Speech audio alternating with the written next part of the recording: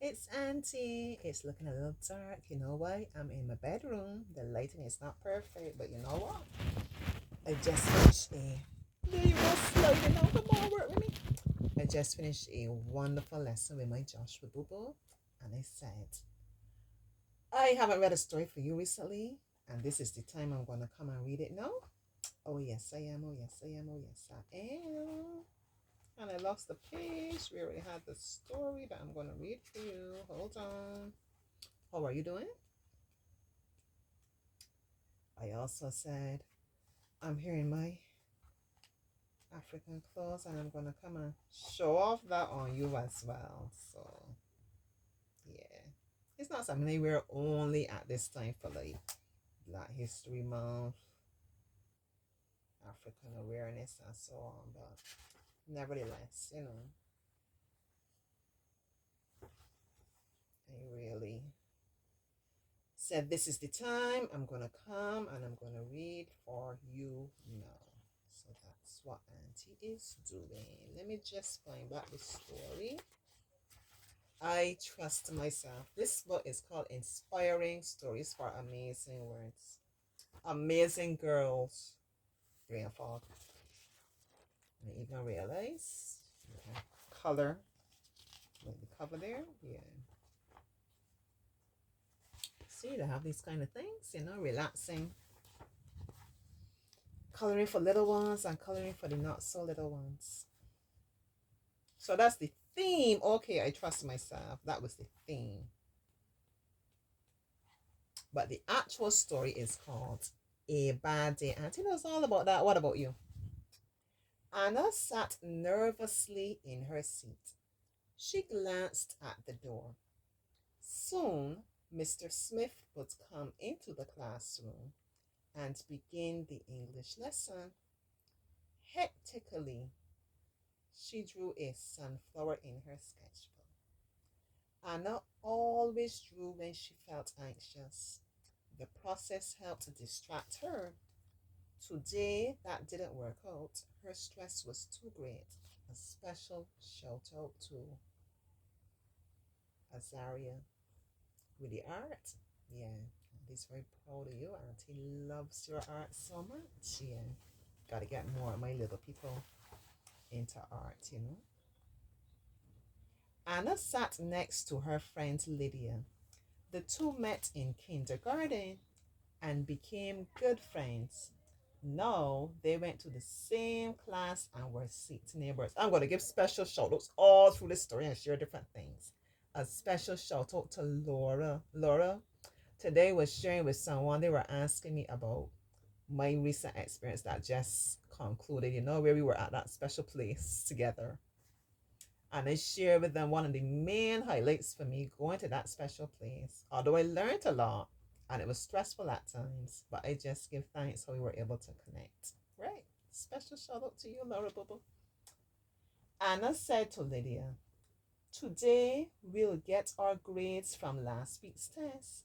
I don't have a good feeling. I made a lot of mistakes and the test was pretty hard. Unlike Anna, Lydia didn't seem anxious. Lydia always made straight A's in English and probably expected a very good grade in this test. Lydia looked at Anna with a surprised expression and said, well, I thought the test was pretty easy. That was exactly what Anna didn't want to hear right now. Nonetheless, she would be happy for her friend if she got an A again. Secretly, Anna wished Lydia had agreed the test wasn't easy. With long strides, Mr. Smith entered the classroom. He placed his large brown briefcase on the desk. Then he greeted the students in a cheery mood. What a wonderful morning! I have finally corrected last week's test. I'm sure you're all anxious to see what grades you've received. A loud murmur passed through the classroom. among the students. Apparently, Anna was not the only one who would prefer to never find out what she scored on her test. Some students whispered frantically, others stared silently at the floor, playing with their pencil cases or biting their fingernails. Mr. Smith took a stack of papers out of his folder. As under a spell, the students paid close attention to every word Mr. Smith said. There is only one A, four B's, eight C's, two D's, and also, unfortunately, an F. Anna's stomach dropped. You just heard my belly growl? She felt sick at the thought that she might have the F. Her face turned ghostly white. She definitely didn't want to have the only F, but she now feared the worst. Mr. Smith began to go through the rows from front to back, personally handing the test grades back to each student. Anna and Lydia sat together at a table in the third row. It took a while for Mr. Smith to reach their table. For Anna, it felt like half an eternity, and she became more anxious as the seconds ticked by. First, Mr. Smith gave Lydia her test grade. He held Lydia's test in his hands, looked at the grade, and then said with a smile on his lips, "Very nicely done, Lydia. You performed the best. You didn't make a single mistake. Keep it up." Then he happily laid the test on the table in front of Lydia. Once again, she earned an A. "Yay!" exclaimed Lydia with joy, and she beamed from ear to ear. Mr. Smith was also obviously in a good mood, and he was happy for his favorite student. Now, Mr. Smith began to look in the pile of paper for Anna's test grade. When he found it, his mood became more serious again. Mr. Smith placed the test on the table in front of Anna and bent down to her. "I actually expected a better performance from you. What was going on?" Mr. Smith whispered. Oh, it was a whisper. Let Auntie calm down. "I actually expected a better performance from you. What was going on?"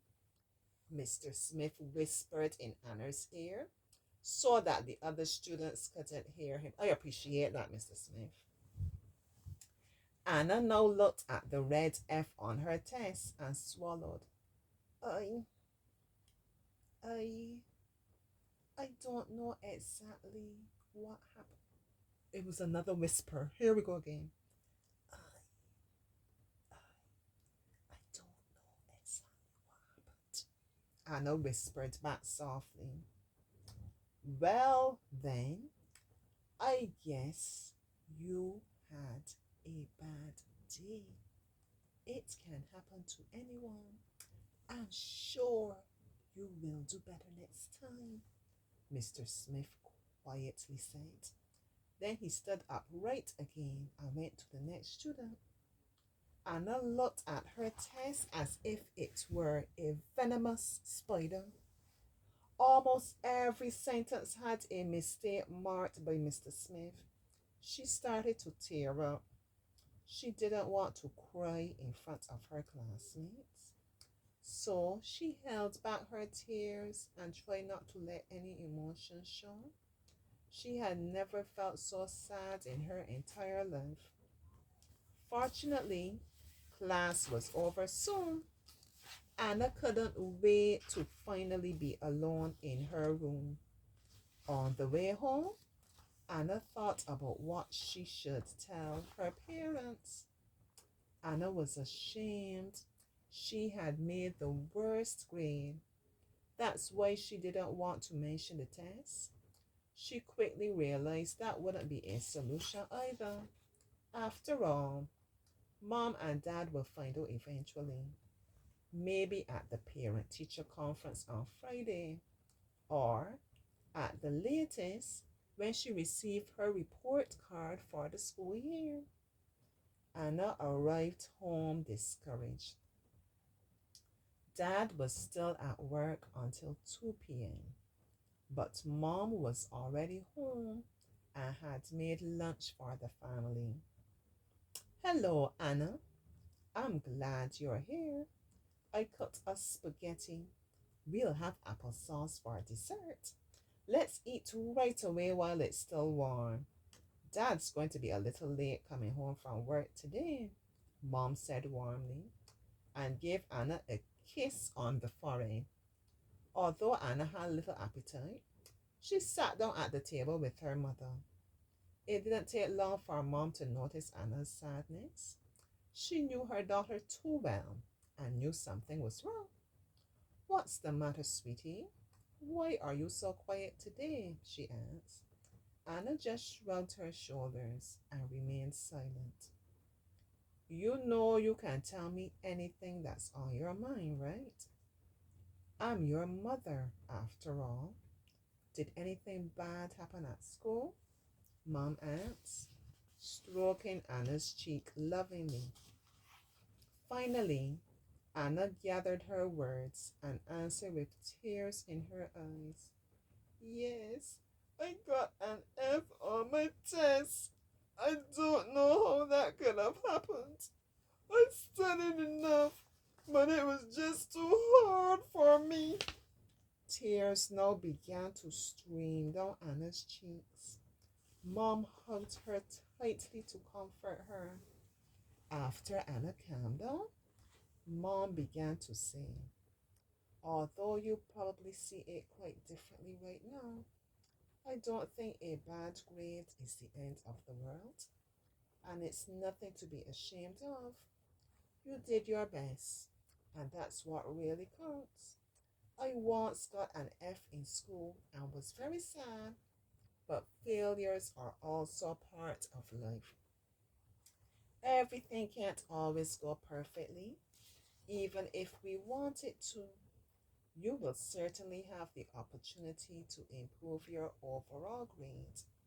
It's not bad, my darling. Yes, it's very bad, Anna contradicted, completely upset. After all, you have to do well in school so you can get a good job later on. Besides, I'm annoyed that Lydia always gets A's. She's always better than me. Why can't I be as smart as she is? Mom replied in a soft voice. A grade says nothing about what you can accomplish in your life. Wow. If you have a dream, then the most important thing to do is to believe in yourself. I will always love you no matter what grades you get. You are a wonderful girl. No grade in the world can change how much I love you because grades don't determine a person's worth. I had to look to see who wrote this book. Let me try and hold it in and finish the story. It took a little while for Anna to really understand what Mom had told her. Then she wiped the tears from her face, took a deep breath, and said, I love you too, Mom. Anna was glad to have such a great mom. She was relieved Mom didn't mind that she hadn't done well on the test. In the afternoon, Dad finally came home from work. He told us he had often earned a bad grade and wasn't the best student. However, he has a job that makes him happy. Mom and Dad were proud Anna was so brave and open with them about her fears. From now on, Anna promised herself never to feel devastated by a bad grade again. After all, there are much more important things in life. As Mom said so beautifully at noon, a grade does not determine the value of a person. I was just going to end abruptly like that there. Look at me. I love that story. I love it. I love it. I love it. It really speaks to my heart, speaks to my core for the kind of work I do with my children, especially remedial work and so on, and watching them journey and just pouring into their lives, speaking into their lives. You are capable, you're bright, you're intelligent, you're on your own journey. I really give thanks for the affirmation of this book, yeah. And it's just at the right time. So, what do we have to remember? Believe in yourself, believe in your dreams, believe in your capability, your awesomeness. Own yourself, allow yourself to have a bad day at times, yeah. Don't be discouraged, all right? Press on. Remember, grades don't define you, right? They're just ways of assessing you in a particular moment. But it's not something that paints you like for your whole life, you know? It's all right to fail. It's all right to make mistakes. That's a video I watched this week. Yeah, teacher. I thought how revolutionary is that. He actually starts his day off with like affirmations and telling the children, I'm going to make mistakes. And that's okay. I was like, I don't know if I want to be like on in that part. I'm gonna make mistakes, but I actually understand it. Get over the fear of making mistakes. That's how you learn. That's how you come to understand the correct way. By making mistakes, understanding, oh, I don't draw the circle and then cross the X. You know, I do it this way or whatever. Yeah. So give yourself some grace, right? Give yourself, be patient with yourself. Allow yourself to make mistakes. Right now is athletics time.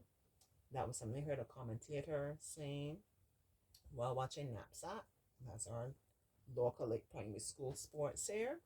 And he was saying we gotta know how to be able to lose. Lose with grace, not lose in a way that completely devastates us, but be able to lose and come again. Continue to improve and so on. I totally agree. All right, that's it. You know, once you get Auntie started with the talking, how it goes, but that was a wonderful story.